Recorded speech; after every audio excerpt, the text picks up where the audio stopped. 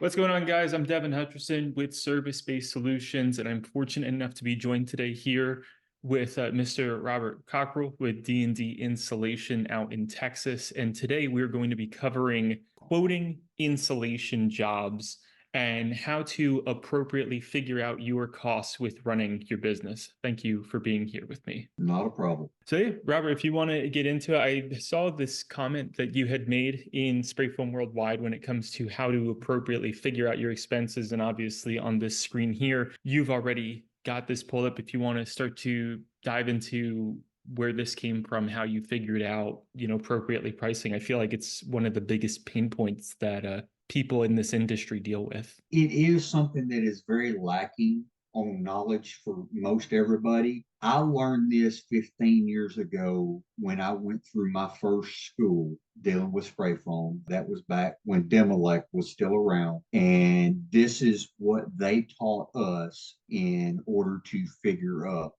how to charge on a job site. This is the formula that they taught us in order to, if you went through this on every single job, it would give you what your price is. And you said that you've been figuring this out for over the last 15 years. How much of a difference would you say implementing this has made for you in your business? It gives us our base pricing to let us know, because we use this and then we turn around and we break it back down the opposite way to figure out what our board footage cost is, to where we know that we are still competitive with everybody else. Because I actually found out through doing this that my intimesic coatings was the wrong price. I was actually losing money because I had never updated it and was still going off the same old price from 5 years ago.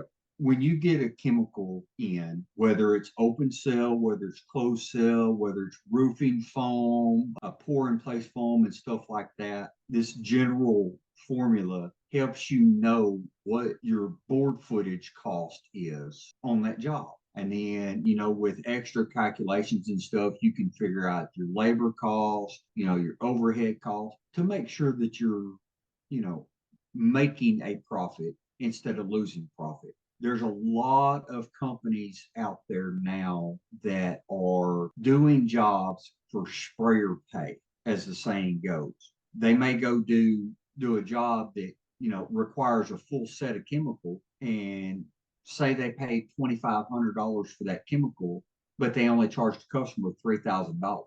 Okay, so Right. they made a day's wages off of that job. What happens when they break down?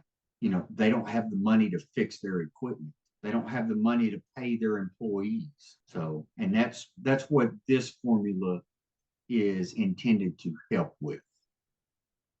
What are some of the things that you're looking at or factoring in to determine the difficulty of a potential job that you're going to give an estimate for? Okay, so a job that my crews are currently on right now. It's a 100 by 100 metal building that Okay. with 30-foot sidewalls. So if that building was plain bare empty and we were coming in, no obstructions in the way, you could theoretically get by with charging them a 1.75 base charge. But on the same token, they've already got a bunch of equipment that is in there that we're having to work around. And some of the stuff is 25 feet tall, and they're very large tanks. And with that, that increases that difficulty, because now we've got to get specialized boom lifts. We've got to get an extra height scissor lift because it's 30 feet tall versus, the typical 16-foot tall or, 12-foot tall building. So, we have to go in and we have to rent equipment and stuff like that. There's a lot of safety that's involved in that, and a lot of extra prep work, because some of them tanks are stainless steel tanks. They can't get overspray on. And also, on the same terms, if you take a regular house and you quote it 2 inches of closed cell spray foam or whatnot, and that's mainly what I'll refer to because a lot of people understand, but spraying inside a house, the walls and the roof deck, is a lot easier than spraying a crawl space that's 18 inches tall. In a house, you can spray, anywhere between 1 and 3 sets in a day, where in a crawl space, where if you're very limited in your movements, you might only get a half a set of spray foam in per day because of all the crawling around. You're only able to spray, 3 to 4 feet at a time in a single cavity. And that's how you determine your difficulty factor. We did a job, this was many years ago, for another company that I worked for. When the job was all said and done, we sprayed 2 sets of closed cell foam on this job. It took us 8 weeks to spray 2 sets. The amount of prep work that was involved in it, on top of the fact that we were only allowed to work from Friday at 6 until Sunday at 6.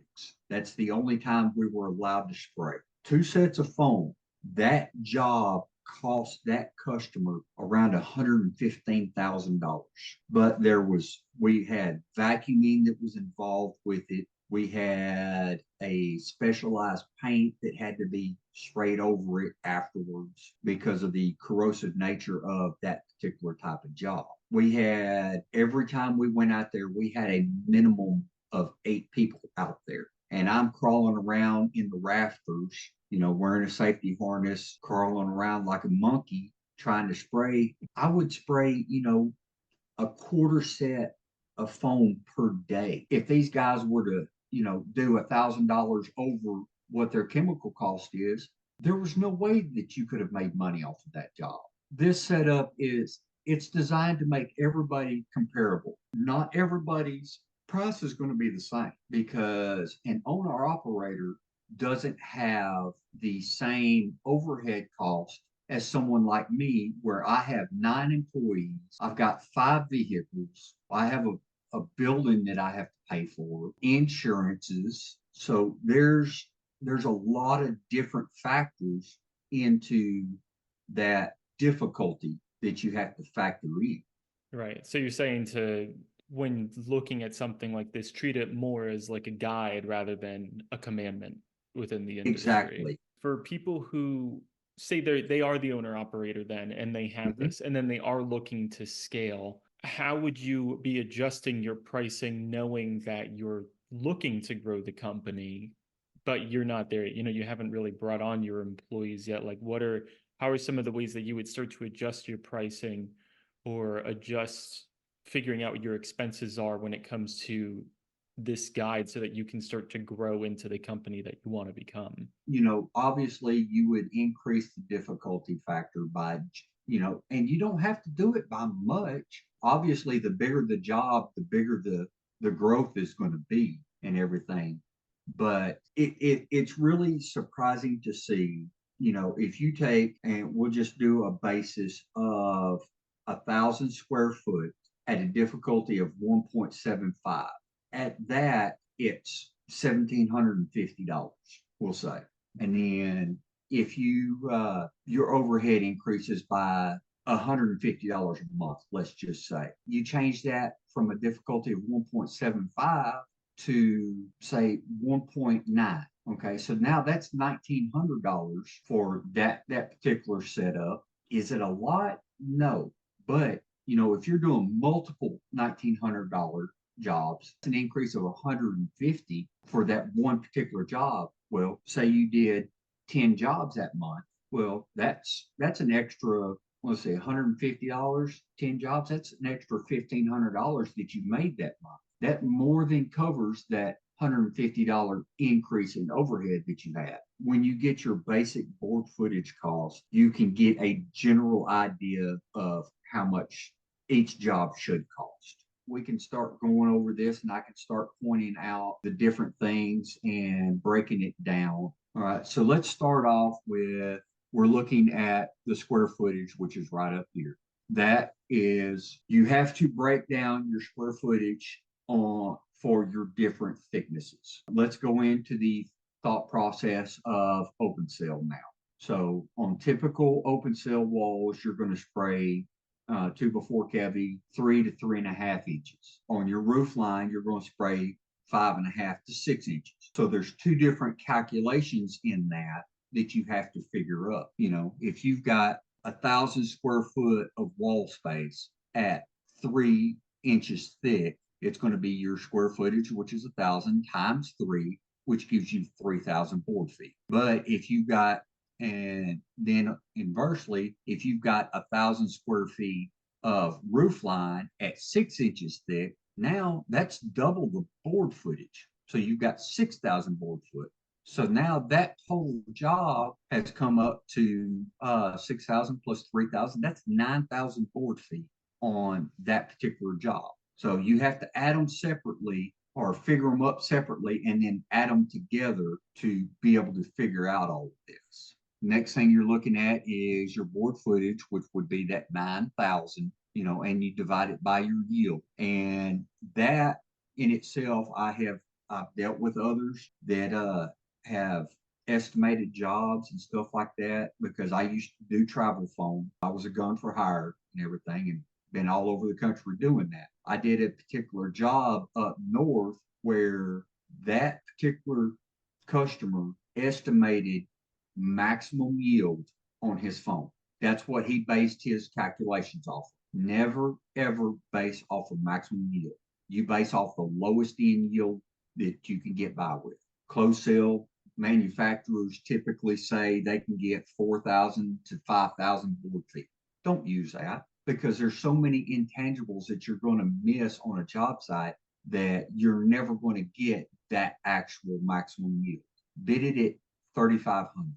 Bid your open sale at 14,000 instead of the 16 to 18 that they're calling for. It gives you cushion. I've seen guys that get on Spray Foam Worldwide or Spray Foam Secrets or this group or that group. Hey, I'm a quarter set short. Does anybody have any that I can get from? Well, that's because they're calculating maximum yield and not leaving themselves any wiggle room. When you're talking about the yield and going off of like what manufacturers are saying is the maximum versus like what's realistic, and you're talking about some of those intangibles or variables that are going to impact that yield, what are some of those variables that you're looking for to help with thinking about it? I mean, obviously, like weather and conditions of the project are going to play into it, but is there any other things that you are thinking about as you're looking to create that cushion for yourself? Substrate. You're not going to get the same yield. Let's look at wintertime. You're not going to get the same yield spraying a metal building in the winter that's the exact same square footage as you would a house that has OSB siding. You're not, simply because the substrate in itself, the metal, will not hold heat. The OSB will. You can heat up a house pretty good and it'll actually retain a little bit of heat. What I'm going to go ahead and do is, yes, I've got all this up here, but I'm going to go ahead and move down here and start using these numbers because they're already there and they're easier to explain. Bring it to right here to figure out your price per board foot. Estimate cost divided by board foot equals price per board foot. That's up here. Board foot divided by yield equals chemical in need and stuff like that. And then cost of chemical difficulties. I figured this probably when I wrote this, I was thinking of just a typical metal building, 5,484 square foot on the building at 2 inches thick. That comes up to 10,968 board feet. Looking at that, this is obviously closed cell. I've got it annotated right here. Now you take that and then you divide it by yield.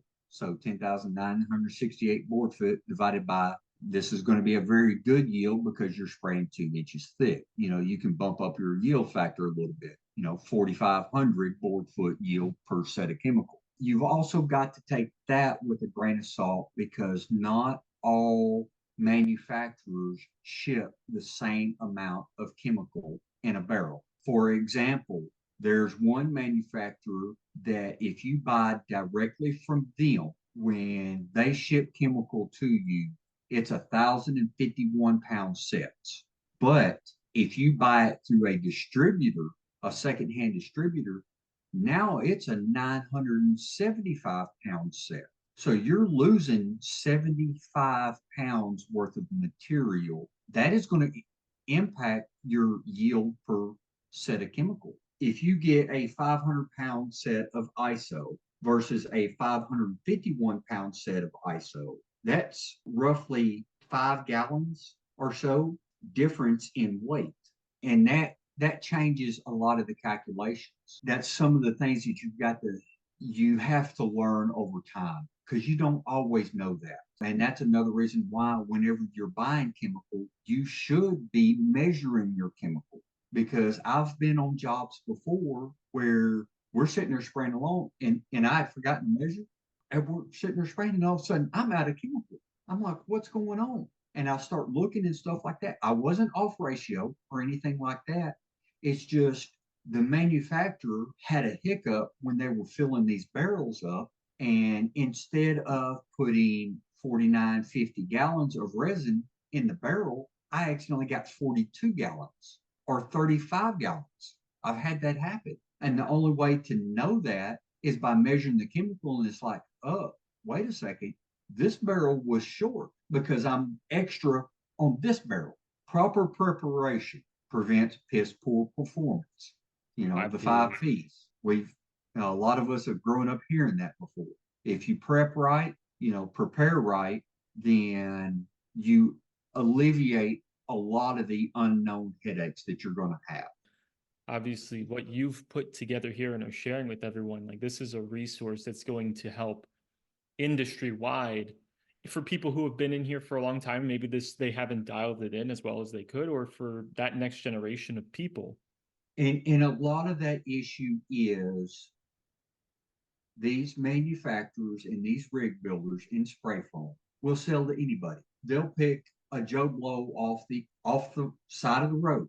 So hey, you want to spray foam? And give them 3 days training. They have no clue what they're doing after 3 days. Not one. Let me rephrase it. They know enough just to be dangerous. When I first learned how to spray foam, I had 1 day of training. And I sprayed for a good 6 months before I ever went to my first real school. And that was Demolab. And I learned so much. That's where I learned this particular formula. But I learned so much there because I had time behind the trigger to know and understand and comprehend what they were saying. Someone that had never experienced this, it's like trying to speak Greek to an English speaking person that's never heard Greek a day in their life. Well, it is chemistry. And speaking of chemistry, that is one thing that a lot of these people do not really understand. The manufacturers, yes, they have a chemist that designs the spray foam, but all they're doing is they're blending the spray foam. The actual chemist and the whole process is really the spray foamer because they are putting out the end product. They are mixing the two materials together. And that's why it is so critical for them to understand how to do it. And that's why I love Bill Bilbin on the fact that he started Spray Foam Worldwide because it has made this industry jump leaps and bounds beyond most people's imaginations. But going through a lot of these classes and stuff like that, SPFA has some of the best classes and knowledge that you could even imagine. They take you from all the way to the very basics with the assistant, all the way up to a master installer, and they test you on all of that stuff. They have a book and it teaches you so much about the chemistry, the history, the proper applications and stuff like that.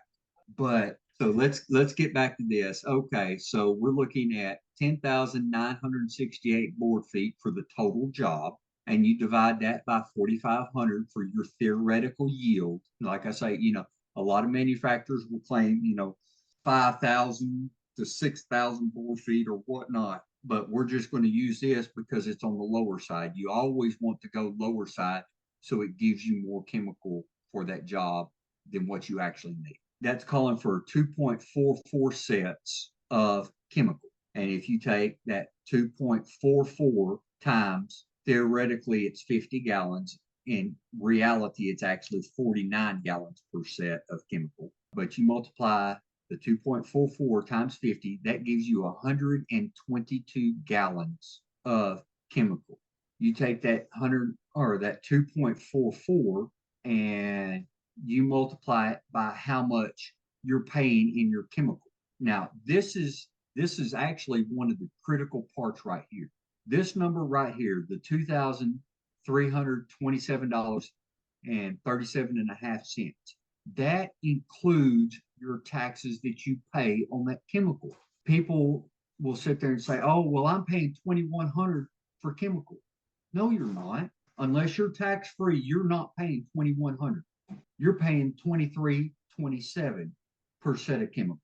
You need to factor that in, because if not, you're losing on each set of chemical $150 easy, anywhere between 150, 300, depending. Figuring it up, 2.44 times 23.27, that equals 5,678.80, because you're going to round up on chemical. That's just the cost of chemical for that job. So now looking at it, or 5,678.80 times two. So, just using basic numbers here, which is an open building, you would charge the customer 11,357.60. And if that same building has already been framed in, well, now you're going to be doing a lot of starting and stopping. You're going to actually be wasting some chemical, because when you start and stop, you're going to have highs and lows. So, Right. You bump up that factor, to 2.2. Now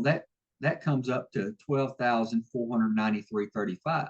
So now that's $1,000 difference right there, just by increasing that factor by 2, or 0.2, should I say. This building Right. right here, 2.44 sets, a really good person, and my best day ever, I sprayed right at 2.5 sets. So you could do that job in one day. So now you've had a gross profit of $11,000. Well, if they've got the framing in, well, now it's not going to take you one day. It's going to take you 2 days, whether you like it or not. So that's 12,000 over 2 days.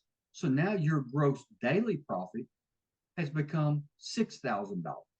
That's a big gross profit difference. Yeah, and like we were talking about before, with difficulty factoring in some of those other elements like the opportunity cost, because now that this is a 2-day project, you've now lost the opportunity to work on another job site. Exactly.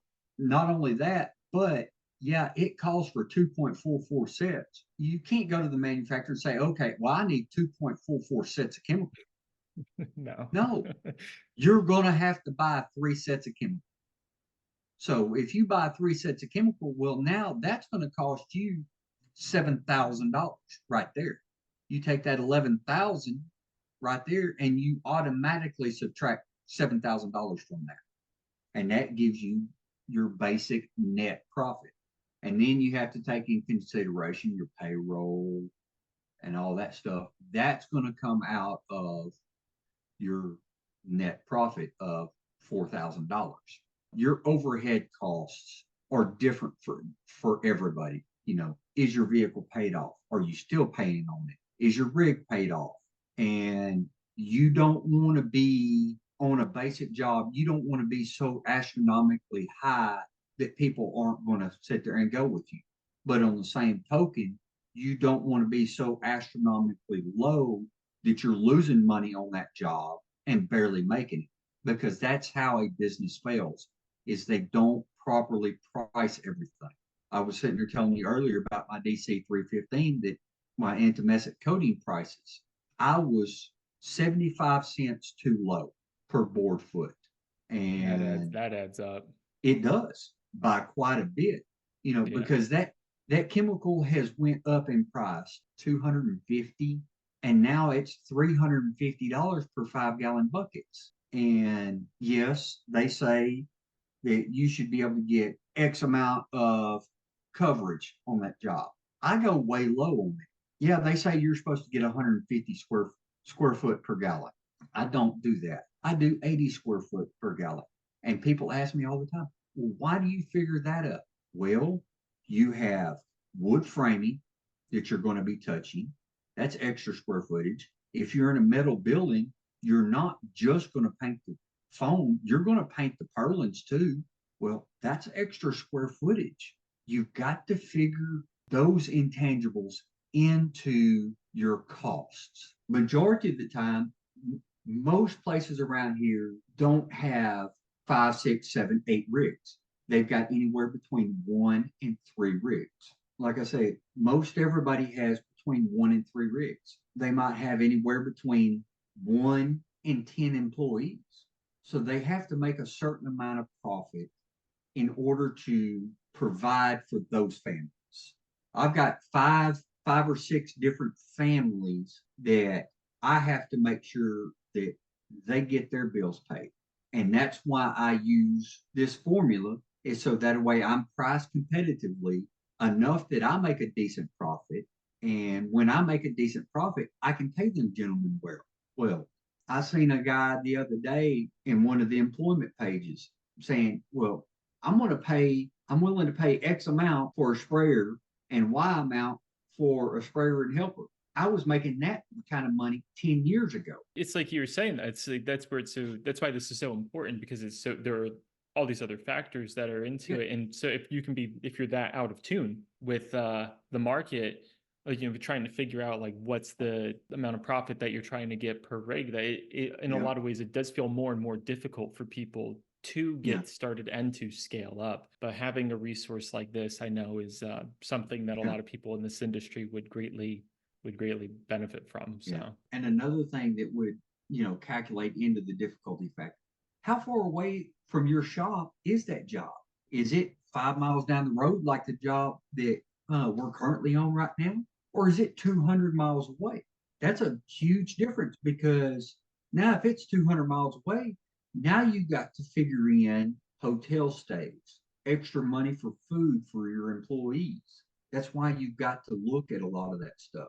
And the nice part about it is with this formula, it doesn't matter what part of the country you're in. It doesn't matter what you pay on chemical. It right. works. Yeah, absolutely. But the framework that you've been able to provide here, this it's like a template, again, Yeah. it's not a commandment, but it's definitely close It enough to a North Star to really help some of these guys out, regardless of where they're at. exactly. Sitting there looking at this right here, you sit there and figure it out. You figure up $11,357.59. Okay, so I'm gonna break out my calculator real quick. 11,357.59. Now you take that and you divide it by the board footage. So 10,968. That equals to $1.04 per board foot is what you're charging. But on the same token, so you've got that. So that's $1.04. Okay, so now you take that 12,493.35 and you divide that by the 10,968. Well, now that's $1.14. That's a 10-cent increase because of the difficulty factor. When you start doing this enough, you can sit there and say, okay, well, you can pick a basic price. Okay, let's just say it's $1.14 for a regular building. But then you come up to a wide open building. Oh, well, I can afford to drop my price just a little bit. And and you figure it up basic price of $1.15. I mean, not $1.15, but $1.07. That not only this template, like it's not only going to provide you a good idea, but as you get the experience and the reps, and then you'll already be automatically able to kind of calculate in Yeah, that cost per foot to get an idea yeah. just as you're walking it, what it's going to look like for you. Yeah. So you can set your base price, your base square foot price. You can set that for the easiest, simplest job. And then, increase your price 5 cents here, 10 cents there, depending on the difficulty to cover the differences in the difficulties. And a lot of us, we have base square foot price, whether we say it or we don't. We still have a base price. We just sometimes don't realize it. But that's where the factor comes into play. That's where it changes. I mean, I But think this is tremendous. Yeah, that's I think this is for a lot of people out there who are going to be able to sit down and watch this and take notes and rewatch and revisit it. That thank if you they don't for. fall asleep during it. Hey, if they want it bad enough, they'll stay awake. Yeah, They can throw a pack in and they can in the lip or something to get the boost they need to sit through it because this is going to make a world of difference for their business. So, thank you, Robert, for taking the time to go over this in such great detail. It was a pleasure to get to talk to you about this, and I really look forward to finding time for us to have conversations in the future, going on talking about different elements of insulation and being able to give back, to other yeah, members of the community in other ways. not a problem. And and anybody can look at my YouTube page, for the different training videos that I've got. They can always reach out to me. If I don't know the answer, I can find the answer. I know Great. who would know the answer. And So what's if that? they, What's that YouTube page? Do you know your handle offhand for anyone who it's wants to go and look at it? Robert.Cockerell. So that's my YouTube. Okay, great. Any other platforms that you're on, or just Uh, Spray Foam Worldwide to get in touch with you, or if they have questions, it's yes. the best way to get in touch.